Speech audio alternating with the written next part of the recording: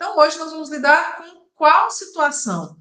Lembra que eu fiz uma postagem, alguns de vocês já devem ter visto, foi uma postagem sobre o que realmente que você detesta, uma frase que você detesta na indústria. Gente, a frase campeã, muito citada, foi: mas sempre foi assim, eu não sei, não sei, mas sempre foi assim, não precisa mudar, a vida inteira foi assim. Será? Como é que você lida com esse tipo de situação na fábrica? É sobre isso que a gente vai falar hoje. Então, inspirado nessa postagem, inspirado nessa frase que grande maioria que está na indústria detesta, ou seja, né? Mas sempre foi assim, toda a vida foi assim, não precisa mudar, mudar para quê? Né? Sempre funcionou assim, pois é. A gente vai saber como lidar com essas frases, né? E esse tipo de circunstância na fábrica a partir de que a gente vai falar hoje. Muito prazer, eu sou a Aline, eu sou especialista em gestão industrial e o meu propósito aqui é te ensinar a gerenciar com confiança em 3 meses. Esse é o grande propósito por aqui, por isso que eu trago sempre as coisas que vocês falam, inclusive, do dia a dia da fábrica, as coisas que eu já vivenciei também na fábrica e vivencio na indústria hoje como consultora, a gente debater aqui e sempre sair com as melhores soluções possíveis, né? Então, essa é uma frase típica dentro da indústria, né? Sempre foi assim, a vida inteira funcionou assim, nunca que vai mudar. E isso traz algumas consequências bem interessantes que a gente precisa discutir sobre elas, inclusive. Mas é aquela história, né? Sempre foi assim, no meu turno sempre foi assim, é só meu turno que faz. Já estou tantos anos aqui, sempre foi desse jeito. Essas são frases muito comuns, como eu falei, né, no início da live. Foi uma postagem que eu fiz perguntando da frase que você mais detesta dentro da indústria, e essa, sem dúvida nenhuma, foi a que mais apareceu. Lógico que tiveram tantas outras, mas essa me chamou muita atenção pela recorrência, pela repetição, enquanto as pessoas citaram essa frase. E aí, o que tem por trás, né? O que revela essa frase? Né? O que traz para nós aí de informação essa frase? Primeiro, que a gente, muito provavelmente aí na indústria, está cercado de gente resistente, e não é diferente, né? Esteja você em onde estiver, em qual tipo de indústria, você sempre vai ter gente resistente. Né? Nós estamos sempre cercados de pessoas resistentes. Quem dirá, né, ou quiçá nós sejamos uma dessas pessoas resistentes, vamos pensar nisso também. E o segundo ponto é que será que a nossa abordagem com essas pessoas está sendo uma abordagem correta?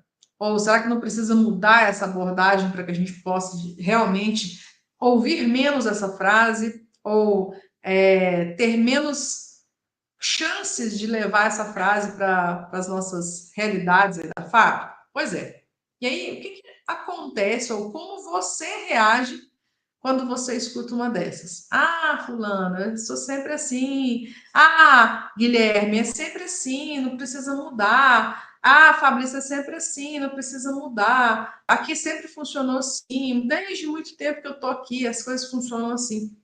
Como é que vocês contornam essa situação? Eu me lembro que teve um cliente que eu atendi, tinha um gerente, né, nesse cliente que já tem um tempinho, e a gente pegou essa fábrica com uma produtividade muito baixa, né? Então a gestão dele já estava com uma fábrica com produtividade muito baixa, trabalhando de segunda a sábado, né? Com uma demanda de produtos crescendo e ele não conseguindo atender essas demandas. Só que na época que a gente fez o diagnóstico, né, que inclusive é uma das ferramentas que tem dentro do Acelera Gestor e que a gente ensina o gestor a aplicar também, nós fizemos isso juntos lá na fábrica e ficou muito claro de que a fábrica não produzia a quantidade que ela era capaz de produzir, ou seja, a fábrica estava operando em ociosidade, só que ainda trabalhava de segunda a sábado e não conseguia atingir aí o volume necessário. Estranho, né? Capacidade ociosa, não conseguindo realmente fazer a entrega do volume da semana, parece estranho. Mas por quê? Tinha uma falha considerável dentro da programação. A programação de produção tinha muitas falhas, né? E a gente foi detectando isso dentro do diagnóstico. tinha muita troca de produto, muito setup, né, muita limpeza, a produção extremamente segmentada. Então, a gente percebeu que existia, além de um excesso de paradas de produção, existia muita troca de produto, e isso em função da programação. Só que tinha um detalhe que chamava ainda mais atenção. O estoque estava desregulado, ok, né? É consequência da desorganização do planejamento, da programação. Só que a demanda deles é extremamente regular, ou seja, o melhor dos mundos, né? Quem aqui não gostaria de ter uma demanda sempre regular, toda semana a mesma coisa, né? Um sonho de consumo para todos nós. E essa era uma particularidade dessa fábrica, né? Que ela era fornecedora praticamente exclusiva de uma outra empresa, então ela tinha uma demanda extremamente linear. Quando era para uma crescente, era uma crescente muito suave, que eles tinham tempo de se adaptar. E aí, o que foi o trabalho com esse gestor, né? Com esse gerente? Primeiro, ajustar a programação de produção e propor que eles não trabalhassem no sábado. Aí, quando a gente fez essa proposta e ajustou lá dentro da programação, a frase, né, que veio na hora foi assim: ah, mas sempre funcionou assim, de segunda a sábado. Nós sempre trabalhamos assim, de segunda a sábado. Então, existia aquela resistência, e a resistência, no momento em que eles começaram a falar dos porquês, que sempre foi de segunda a sábado, eu entendi assim: olha, isso não vai funcionar e vai dar problema, vai dar muito problema, e a gente vai desabastecer o nosso cliente. Então, existia realmente uma preocupação com a entrega, com a programação, porque se de segunda a sábado eles passavam um aperto para poder cumprir a programação, de segunda a sexta, na cabeça deles, ia funcionar muito menos. Então, a resistência ali era, primeiro, por não ter experimentado, por ser uma coisa nova, né? Aquilo era totalmente novo para eles, porque nunca tinham trabalhado de segunda a sexta. E a objeção era: vai dar errado, nós vamos ter muito problema, vamos ter que trabalhar até domingo, né? O que essa doida tá falando aí que eu não vou trabalhar dia de sábado e daí a pouco eu vou ter que ficar virando semana para poder mudar aquilo que ela tá fazendo. E aí, gente, a estratégia que foi utilizada para quebrar essa objeção, então para lidar com essa desconfiança dele, né, desse gestor especificamente, do time que estava ali participando, foi explicar o porquê que ia dar certo. Então, por exemplo, peguei lá, fiz umas simulações básicas mesmo de volumes no Excel, cada dia da semana, com cada produto que ia ser produzido. O passo a passo dessa mudança, né, de trabalhar de segunda a sexta, desde a organização dos horários, né, que horas que ia entrar, que horas que ia sair, horário de almoço, mesmo com todos os detalhes desenhados junto com o gestor, o diretor e a equipe de PCP, eles ainda estavam muito inseguros. Eu percebia que eles concordavam com os argumentos, concordavam com a explicação, porque era uma explicação lógica, porém eles tinham aquele medo, né? Aquela insegurança. E aí eu comecei a entender por que eles tinham essa insegurança. Porque o que eu estava pedindo para eles era uma decisão muito difícil.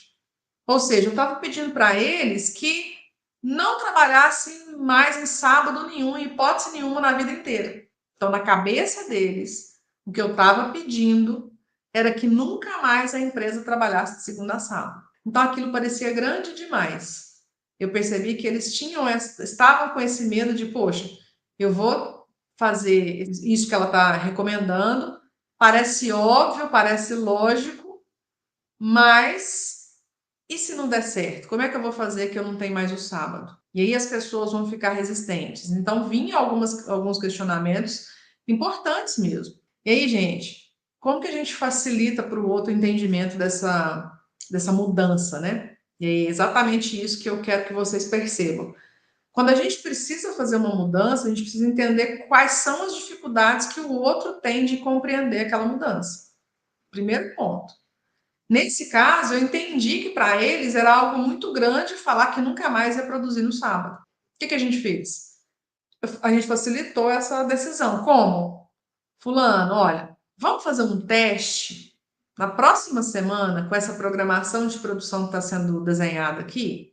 Teste. Ou seja, você vai colocar a fábrica para rodar com essa programação de segunda a sexta-feira, e aí nós vamos ver o que que dá, quais são as observações, se deu certo, se não deu certo, para então depois assumir isso como uma prática daí para frente. Tudo bem? Aí beleza. Ficou muito mais fácil deles decidirem por acolher a sugestão do teste. Então, percebe que assim, à medida que a gente pega uma mudança, que é uma mudança grande, uma mudança importante, explica tecnicamente a lógica, tudo que está por trás dessa mudança. E aí a gente divide, né, a complexidade dessas decisões em pedaços. Vamos pensar assim, eu vou mudar o funcionamento de turnos da empresa. Você pode fazer alguns testes, né, para ver como que vai funcionar. Você pode fazer algumas simulações, não necessariamente mudar de uma vez e depois ver o que acontece. Então, o benefício da dúvida do teste é interessante porque as pessoas mais resistentes vão te dar pelo menos o benefício da dúvida. Ou seja, é só um teste, né? As coisas depois vão voltar ao normal, e aí a gente tem mais sucesso na hora de implementar as mudanças. Bom, e aí seguiram, né? Seguiram com a mudança, e aí, né, como eu disse, os benefícios desse teste. Decisão colocada em prática, que aí na semana seguinte eles já queriam livrar logo dessa dúvida, né, de se o teste ia dar certo ou não. Realmente testar a melhoria. E uma outra coisa que é a mais importante para mim, é adaptar, colocar as pessoas em movimento para que elas possam adaptar a ideia à realidade que elas vivem. Então, muitas vezes a gente pensa um bocado de coisa lá nas nossas reuniões, né, de gestores e tudo mais, mas na hora que a gente vai para a prática, a gente descobre um tanto de coisa que na teoria não dá certo. Na teoria dá certo, na prática não dá. Então, quando a gente traz o teste, traz essa experimentação inicial da mudança, a gente permite, inclusive, que as pessoas que estão inseridas no processo, os auxiliares, os operadores, os encarregados, os analistas, ou seja, todo mundo que está envolvido no processo, testar, entender quais são os ajustes que precisam ser feitos, eles vão sugerir, e aí a gente traz um modelo muito mais adaptado, e outra, né? Que eles ajudaram a construir e adaptar. Não é nada imposto, né? Não é nada que foi faz e pronto, acabou. Não, a gente tem a participação das pessoas nessa adaptação, nesses ajustes finos que a gente tem que fazer quando a gente vai fazer e colocar uma melhoria em prática.